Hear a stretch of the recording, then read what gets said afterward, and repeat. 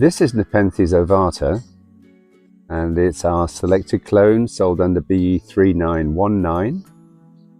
There's a very old plant hanging here. It's vining all over the nurseries, and a couple of lower pictures here. Not as big as they sometimes get at certain times of the year.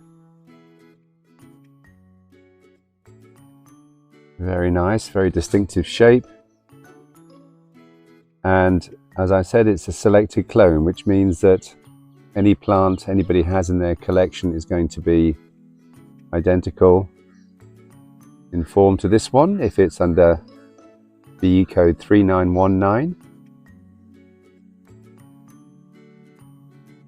So yes, a very big plant, vining everywhere, and let's see if we can find some upper pictures.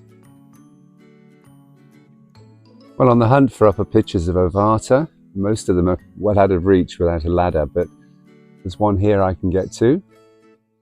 There we go. That's upper picture of Nepenthes ovata, the selected clone available under BE 3919.